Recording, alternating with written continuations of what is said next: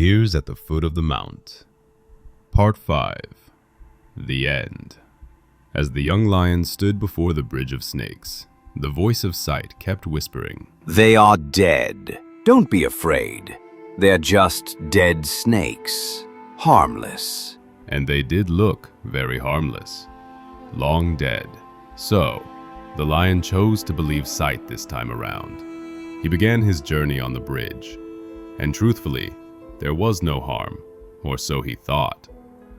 Just as he was about to have totally crossed fully, the snakes suddenly came to life, their fangs flashing, their bodies tightening around his legs. They bit him repeatedly, injecting poison over and over again as he bled profusely.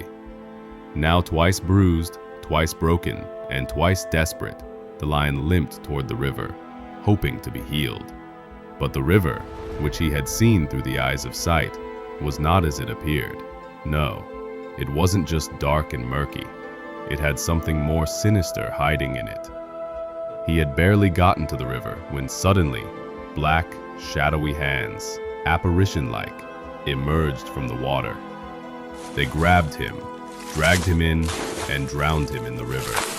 He was consumed, dead forever. But what if he chose to walk on air? The vision rewound, showing the lion if he had gone with the other choice. This time, he obeyed the voice of faith, choosing to walk on air. As he put forward the first paw on the chasm/gutter, hands made of light emerged beneath him to hold him up, and then more of these hands appeared in front of him and over the chasm, shaping an invisible pathway across. Yes, I could see them, but he couldn't. He crossed safely. As soon as he reached the other side, all the wounds on his body were instantly healed. Wounds from beneath the red cape and from when he was thrown down from the mount. But I realized one thing. Though the scars vanished, the pain remained. He could still feel pain in his bones. He stepped into the river of light, and as he did, a big radiant hand reached out from the waters and began to wash his face, his eyes, and his mane. Gradually, the brown lion transformed into a white lion, pure, noble, reborn. As he drank deeply from the river, a massive eagle rose from within the waters and swallowed him whole. A moment of silence followed, as the eagle then went deep into the water. Then, something incredible happened. The eagle began to morph. It became a griffin, a fusion of lion and eagle. The lion seemed to have become something entirely new. It was at this point that he was whole. No scars, no pain. Now he was afloat, on top of the river.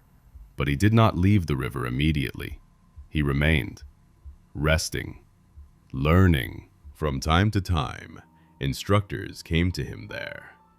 They were as lecturers sent from heaven. I noticed that they were mostly prophets from the scriptures, especially Elisha and Joel. There were others, but these two are the names that stuck. As he continued to stay and they taught him, he was no longer that young lion. He was now a mature, mighty beast, shaped by truth and light. And this was how the young lion became the griffin I had seen earlier restored upon the mountain. The glorious griffin was the lion who had obeyed the voice of faith, passed through the river of light, submitted to instruction, and was now seated again on the mount of authority, infused with wisdom, humility, and power. 8th July, 2025. Brother S.E. Gam Watch.